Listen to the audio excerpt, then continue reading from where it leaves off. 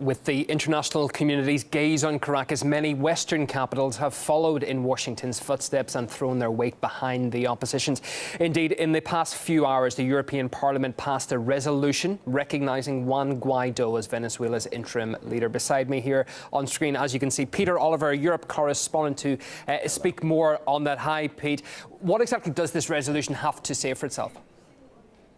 Well, it sailed through in Brussels. The exact wording of the resolution points out that it recognises, or the European Parliament recognises, Juan Guaido as the legitimate interim president of the state of Venezuela. It rejects any proposals or attempts at violence to try and solve the situation, and supports the UN Secretary General's call for an independent and full investigation into deaths that have taken place in Venezuela. Here's what the EU Parliament had to say as they passed that resolution.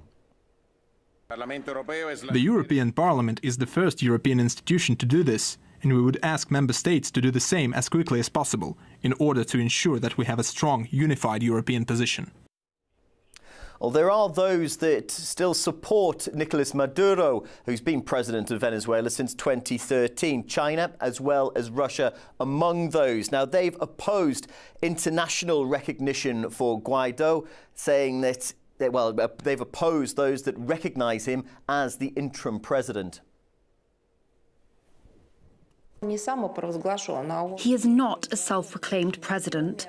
External forces declared him as the president, offering different types of support, including financial, technical, political and moral.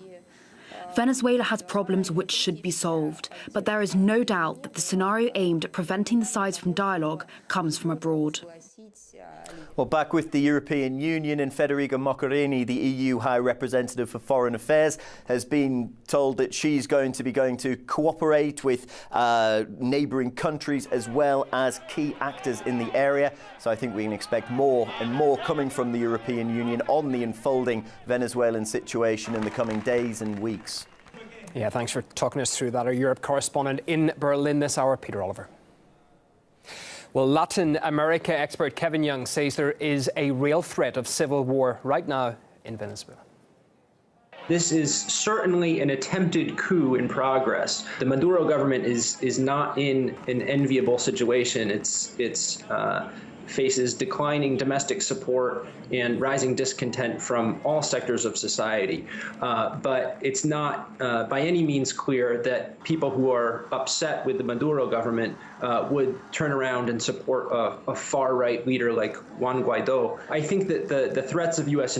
military intervention are designed in large part to convince the Venezuelan military to switch sides and turn against Maduro. But as for what they're going to do, it's anyone's guess at this point. I think that regardless of what happens, if there was to be a military coup or a large segment of the military siding with the right-wing opposition, there would still be very heavy resistance, including perhaps armed resistance. So there really is a real serious threat of civil war here. And that's something that the Trump administration is actually perhaps trying to provoke.